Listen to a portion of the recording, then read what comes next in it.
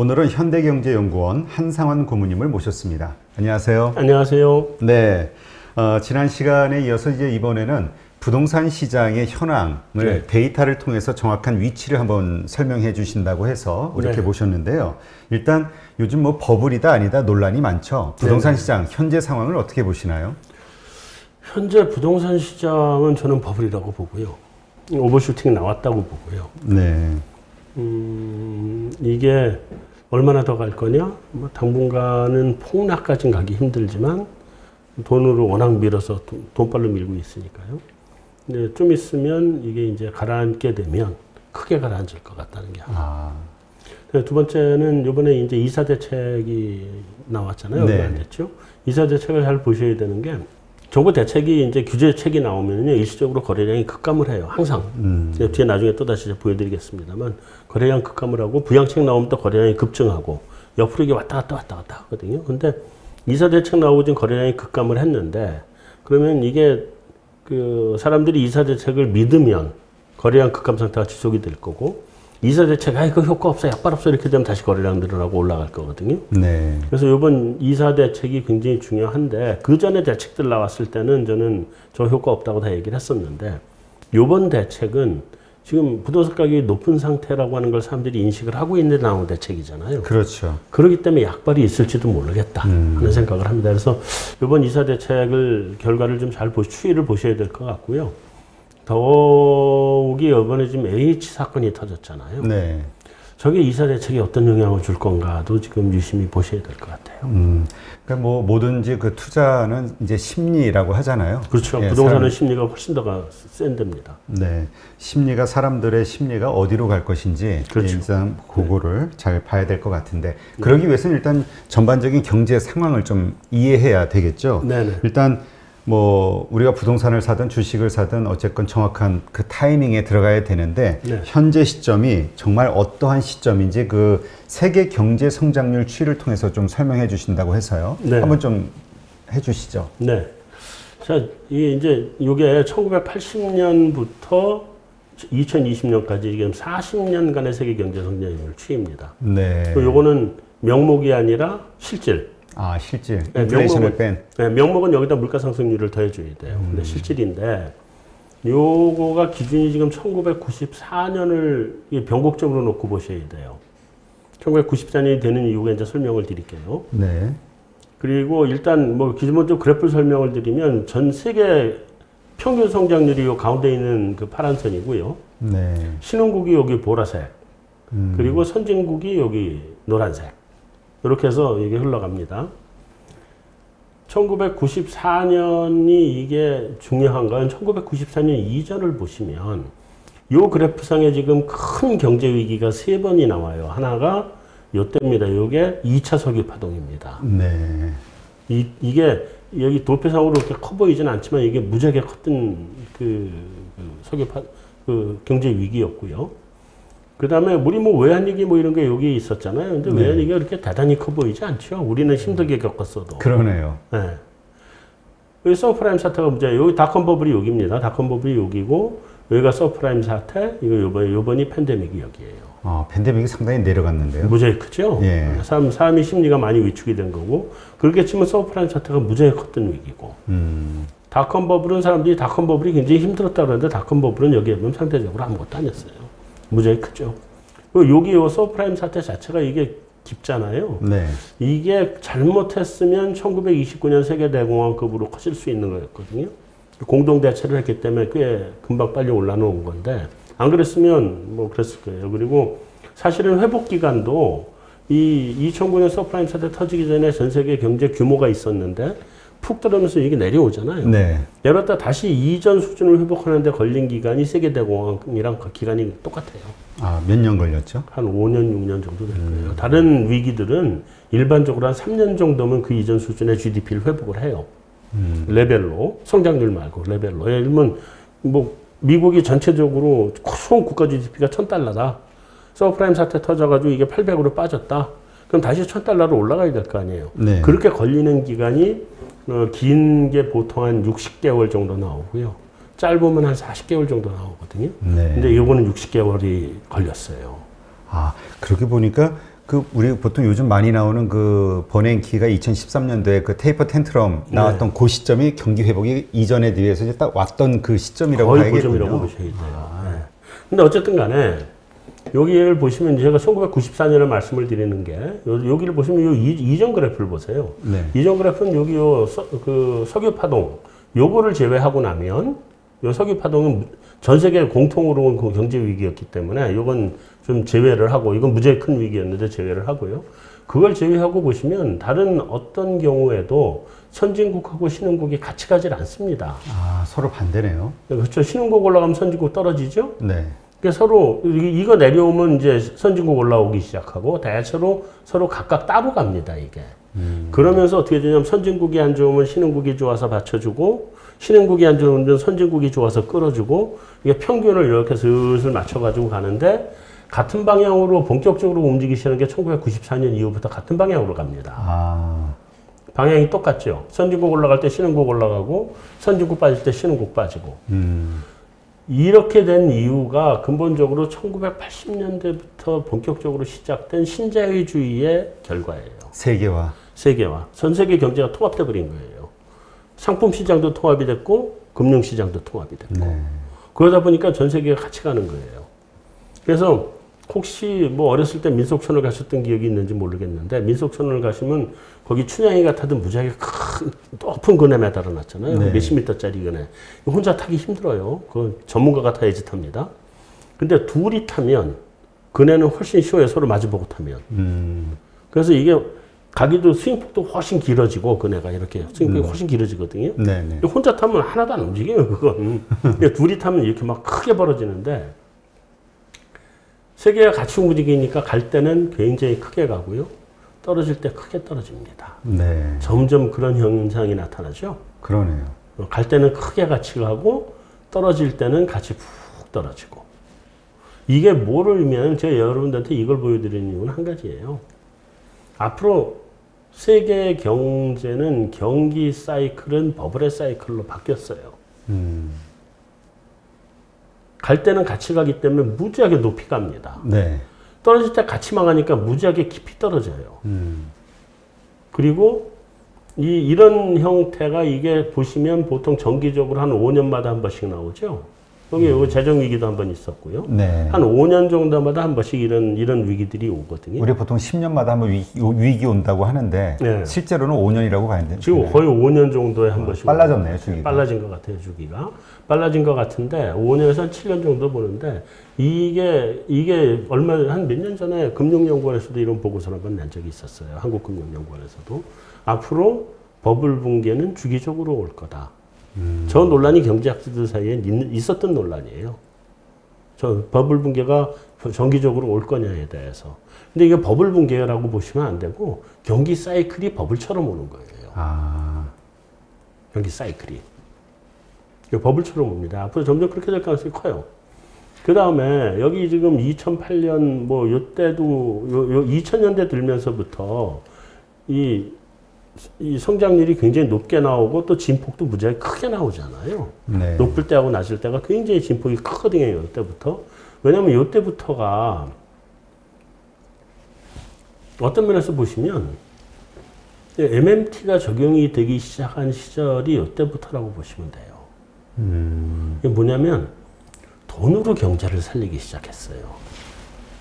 물론 이 앞에도 경기 죽으면 돈으로 살리고 하긴 하는데 이 앞에가 이때부터 좀 심해지기 시작했어요. 돈으로 경제를 살리기 시작한 지가. 본격적으로 돈으로 경제를 살린 건 이 시기고 서프라임 사태 이후에 2010년대를 다 돈으로 살려온 거거든요. 그래서 2010년대 들어서면서부터 보시면 사실 요 2010년 서프라임 사태 이전까지는 명목경제 성장률하고 통화량 증가율이 거의 비슷하게 같은 레벨로 가요. 경제가 성장하는 만큼 돈을 똑같이 풀어주는 거거든요. 네. 같은 레벨로 가는데 2010년대를 들어오면서부터 지금까지는 뭐냐면 통화량 증가율이 GDP 증가율을 항상 웃돌아요. 그게 뭐냐면 실물 경제가 못 따라오기 때문에 돈을 퍼봐서 실물 경제를 끌고 간 거예요, 지금까지. 이게 실물 경제가 이렇게 잘 가는데 돈을 더 많이 퍼본 게 아니에요. 돈을 안 벗으면 실물 경제가 안 가는 거야. 더 많이 퍼버준 거거든요. 이게 뭐냐면 옐런이 얘기하는 고압 경제가 이거예요. 네. 실물 경제가 안 따라오니까 돈을 퍼버서 고압의 물가 상승률을 만들어내가지고 인위적으로 만드는 거예요. 그래서 경제가 따라오도록 만든다. 뭐 이런 거예요. 그럼 여기서 하나 질문이 있는데요. 네. 이제 그렇게 돈을 풀어서 따라오게 할 때 그 돈은 어디에 사용이 되온 건가요? 이번에는 우리는 뭐 보통 재난지원금이니 뭐니 이번에 이렇게 개인에게 주는 이런 것들이 있었지만 과거 지금 말씀하신 그 과거 뭐 10여 년 동안 어떤 식으로 그렇게 고압 경제가 되온 거죠? 요때도 뭐 국민들한테 돈을 풀어줬죠. 요때도 풀어줬어요. 우리는 여러 가지 형태로 풀어줬는데 우리는 교통비 보조금이라고 주기도 하고 뭐로 하나서 주기도 하고 세금 감면 주기도 하고 미국도 그랬거든요. 그 돈을 풀어준 거예요. 세금 감면도 하긴 뭐 지원이겠네요. 네, 다시 지원이죠. 그 다 보조 국가에서 국민한테 직접 주는 보조금이 요때도 들어갔고 지금 요번에는 그게 보조금이 직접 주는 보조금이 물론 감면이나 이런 형태보다는 직접 돈을 살포하는 걸로 들어왔죠. 네. 요 기간 동안에는 그 연준이 돈을 퍼붓잖아요. 금융시장을 통해서. 금융시장을 통해서 금리를 쫙 낮췄는데 이게 금리 낮추는 게 효과가 없으니까 금리를 낮춰주면 돈이 돌아가지고 통화 유통 속도가 막 돌아서 이게 활성화돼야 되는데 들어가는 대로 그대로 다 잠겨버리니까 더 이상 금리를 못 낮추는 상황에 와서 야 그럼 우리가 직접 시장에 들어가서 그럼 돈을 돌리겠다 해서 채권 매입 프로그램 돌리고 뭐 이런 거를 양적완화하고 해가지고 돈을 퍼부준 거죠. 금융시장에. 그래서 금융시장이 제일 먼저 반응을 한 거고요. 만약에 그 이제 연준에서 그러니까 이건 중앙은행이잖아요. 네. 중앙은행은 그런 형태로 하는 거고 재무부는 다르잖아요. 이거는 중앙은행하고는 다른 정부기관이잖아요. 정부기관은 사람들한테 돈을 나눠주는 형태로 가는 거고 이때 만약에 돈을 그 연준은 가만히 있고 미국의 재무부가 돈을 퍼부면 그거는 이제 국민들 주머니에 들어오거든요. 돈이 네. 은행으로 안 가고 그러니까 가는 루트가 다르죠. 이때는 뭐 연준이 하는 거는 주식시장, 채권시장으로 가게 만들어주는 거고 정부가 하는 거는 국민 주머니에 돈을 넣어주든지 아니면 건설시장을 부양시키든지 예를 들어서 산업을 부양을 시켜서 어쨌든 직간접적으로 산업에 돈이 들어가고 사람 주머니에 돈 들어가게 해주는 거고 루트가 서로 달라요. 네. 근데 이때는 대부분 연준이 활동을 해서 그 돈을 퍼퍼 넣어준 거죠. 여기는 양쪽이 다 하고 있는 거고 지금. 네. 이런 형태라서 자 이제 보세요. 지난번에도 제가 한번 말씀드렸던 것 같은데 이번에 서프라임 이제 이번에 코로나 팬데믹은 외적인 충격이라고. 요거는 내적인 충격이었죠. 네. 내적인 충격에서 이게 회복하는데 시간이 걸렸어요. 네. 요건 일시적인 반등이고 이게 유럽 재정 위기까지 갔잖아요. 그러네요. 네. 그러니까 유럽 재정 위기는 이게 독립된 위기가 아니에요. 여진이에요. 서프라임 사태의 여진이에요. 이거는. 가계 부채가 많으니까 가계들을 먹여 살리려고 유럽 각국 정부가 재정으로 돈을 살포해서 이 사람들을 살려줬고 그래서 가계가 그냥 놔뒀으면 빚을 내서 먹어야 되는 거를 나라가 대신 빚을 지고 가계를 먹여 살려준 거거든요. 그러니까 가계 부실이 국가로 전이된 경우거든요. 저거는. 그래서 요거는 여진이고요. 사실은 그런 여진이 어디에 있냐면 여기도 있어요. 우리 외환위기 터졌잖아요. 네네. 터지기 직전에 여기가 95년인가 96년인가 그 미국 연준이 2% 빅스텝으로 1년에 금리 인상을 해버리죠. 그러면서 이 외환위기가 그때 온 건데 이 외환위기를 오게 된 이유가 뭐 미국 연준이 러시아를 무너뜨리려고 그런 거다. 러시아도 모라토리엄 들어갔으니까. 그랬죠. 뭐 그런 음모론도 있고 이랬었어요. 이때가. 했는데 이 다음에 우리 여기서 모았어요. 여기 이제 이게 닷컴 버블 터진 건데 우리는 뭐를 겪었냐면 카드 대란을 겪었거든요. 이때가. 그랬죠. 네, 이 카드 대란이 외환위기의 여진이에요. 왜냐면 유럽은 그거를 나라 빚으로 흡수를 해줬는데 우리는 나라 빚으로 흡수를 안 해줬잖아요. 그러니까 소비를 하라고 막 카드 돌려막기 하게 만들었고 그래서 그 카드 돌려막기 하고 한 것 때문에 가게가 터진 거거든요. 그러니까 항상 저런 위기가 오면 순서대로 터지는 게 기업하고 이제 은행이 먼저 터져요. 금융기관이. 네. 그 다음에 기업이 구조조정돼서 기업이 터집니다. 그리고 가게가 터지는 건 가장 마지막에 나와요. 그 순서가 그렇게 그다 여진이에요. 우리 대우 사태도 여진이고 뭐 이런 다 여진으로 오는 겁니다. 그래서 모양이 이런 모양인데 그래서 제가 요거 가지고 말씀을 드리는 이제 시작을 한 이유는 좋을 때 무지하게 좋아요. 앞으로 네. 부동산 시장도 마찬가지일 겁니다. 좋을 때는 무지하게 좋아요. 좋은 것 끝에는 항상 폭락장이 옵니다. 여기서 요번에는 부동산 폭락장 안 왔죠? 더 올라갔죠? 네네. 실물 경제는 추락을 한 거예요, 지금. 근데 금융시장하고 부동산 시장은 미국 부동산이 한 10% 올랐거든요, 이번에. 주식시장도 빠졌던 거 다 회복하고 더 올랐고. 그렇죠. 그죠? 이건 외부 충격이라서 그런 건데, 요번에 이게 아니었으면 이것도 모양이 여기까지 왔을 거예요. 그런 다음에 폭락장이 옵니다, 항상. 그래서 앞으로는 여러분들이 제일 기본적으로 명심하셔야 될 거. 첫째, 버블은 쌓인다. 그러니까 항상 버블이 쌓이기 때문에 버블에 올라타야 된다. 그래야 돈을 번다. 여기에는 버블에 올라탔어야 돼요. 근데 부동산은 아니고 주식에 올라탔어야 되는 거죠. 이게 다시 버블이 쌓일 거니까 여기서부터 또 다시 버블이 이렇게 쌓여온 거잖아요, 지금. 네. 네. 올라타야 된다. 초기에. 그래야 돈을 번다. 그리고 큰 돈을 벌 수 있다. 두 번째, 이 버블은 필연적으로 엄청나게 큰 폭락으로 나타난다. 그러니 항상 조심해야 된다. 그 폭락이라는 거는 주식과 부동산 시장 이게 다 포함이 되는 거죠. 자산 시장은 다 폭락이죠. 이때 우리 부동산 시장 얼마 반토막 났어요, 사실.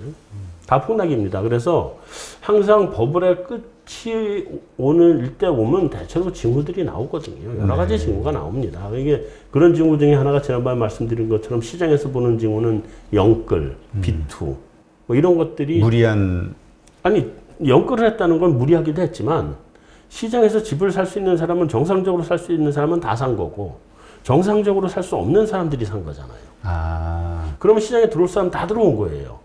서브프라임 사태도 마찬가지예요. 프라임들이 집을 사라고 돼 있는 건데 프라임이 안 되는 그 한계 계층이 집을 사게 만드는 게 서브프라임이잖아요. 네. 이 사람까지 다 샀으니까 집을 산 사람 다 샀어요.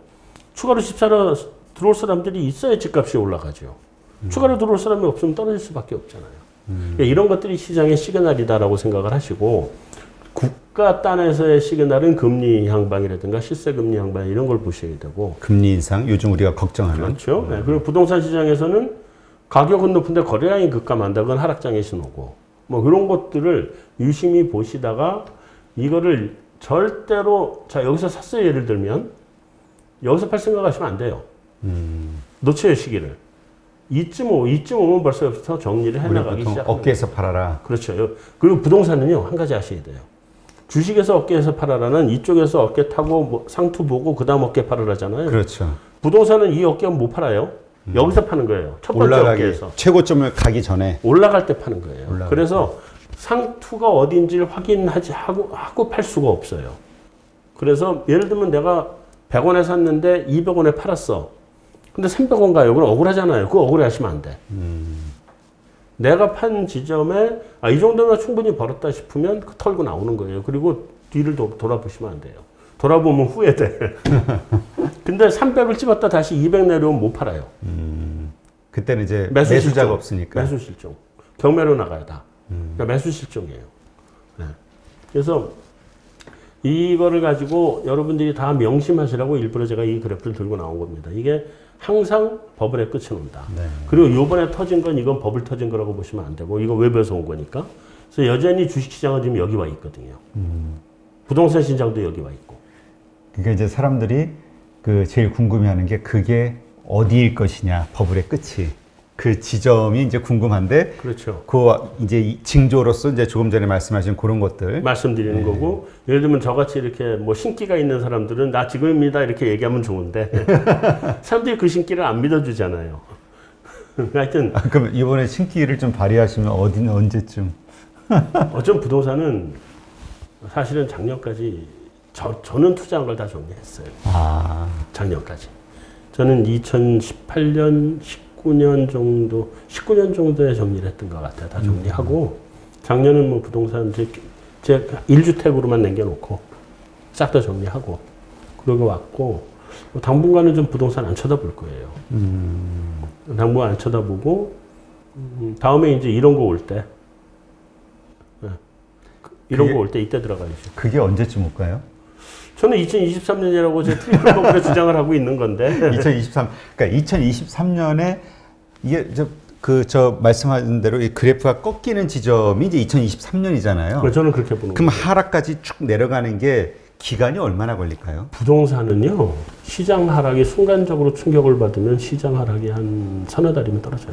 서너 달. 그러니까 이 계곡이 바닥까지 가는 게 그 긴 시간이 아니군요. 아니에요. 2008년 서프라임이 8월에 터졌잖아요. 네. 그리고 12월, 1월이 바닥이었어요.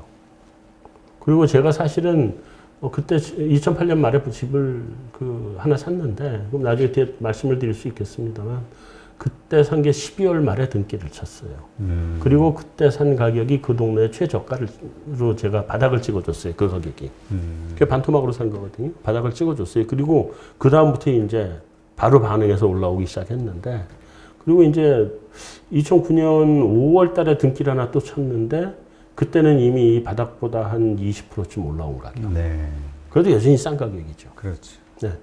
그리고 이제 2013년이, 사람들이 2014년이 바닥이라고 생각하시는데 아니에요. 2013년 상반기가 바닥이었어요. 가격은 2014년에 더 안 떨어졌어요. 시장이 회복되지 않은 것 뿐이지. 2013년에 제가 하나 들어가서 그때 3월인가에 등기를 쳤나? 그러고 제 주변 사람들이 다 5월, 6월 이때 등기들을 쳤거든요. 네. 그때가 또 바닥이었는데, 그때도 뭐 더 이상 뭐 내려갈 데가 없었죠. 그래서 제일 밑에 가격을 또 하단을 제가 지지해 줬는데. 그러니까 그 하단에서 이렇게 좀 횡보를 그렇죠. 좀 하다가 이렇게 네. 갔군요. 그러다가 경기가 회복이 되면서 올라온 거예요. 14년부터. 네. 네. 그렇게 된 거예요. 그래서 자, 일단 항상 명심하셔야 됩니다. 버블이 터지면 그 다음에는 올라탈 준비를 하라. 왜냐하면 이제부터는 옛날에 이때와는 다르게, 옛날 이거 보세요. 요만큼 요거는 석유 파동이니까, 요건 석유 파동이니까 빼고, 석유 파동 위에 우리 신삼고였어요. 이거 빼고, 나머지는 여기서부터 시작해서 요거 먹어봐야 몇 푼이나 먹어요. 그렇죠. 물론 이게 성장률이긴 한데, 여기는 보세요. 성장률 자체도 높을 뿐더러 지속 기간이 무지하게 길잖아요. 그러니까 버블이 엄청나게 크게 쌓이는 거예요, 앞으로. 여기도 지금 지속 기간이 얼마나 길어요. 그러니까 지금 우리 이번에 다시 꺾였다가 올라왔지만 이거는 한번 꺼진 거라고 보기는 어렵다. 전 꺼진 거라고 안 보고 일시적인 충격이었다고 보고 이어져 오는 거거든요, 지금 이렇게. 그러니까 계속 지금 버블은 이어지고 있는 것이다. 이어지고 있는 건데, 이 긴 기간 동안 지금 버블이 쌓였잖아요. 그러니까 이렇게 긴 기간 동안 쌓이는 버블을 안 먹으면 뭘 먹어요? 2015년부터 시작된 거네요, 버블이. 그렇죠. 네.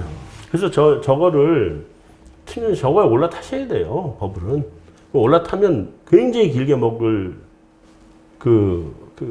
크게 먹을 수 있는 게 오는 거예요. 근데 그게 이제 지금 시점에서는 부동산이 아닌 주식. 현재 부동산 갈 때까지 다 갔으니까. 부동산은 갔고. 네. 그래서 그렇게 하시고 대신에 빠져나올 때 미리 빨리 빠져나오셔야 되고, 또 이렇게 떨어질 거를 생각해서 곧버스 전 절대 찬성을 안 하는 사람인데, 뭐 현금화라든지 채권으로 바꾸든지 이런 그것만 몇 번만 하시면 사실은 지금 집장만 못해서 다들 안달이잖아요. 그렇죠. 마음 상해하고. 집장만 쉬워요. 제가 두 번만 올라타면 돈 1억이면 자기 집 만들어요. 아. 그래서 말씀드릴게요. 알겠습니다. 네.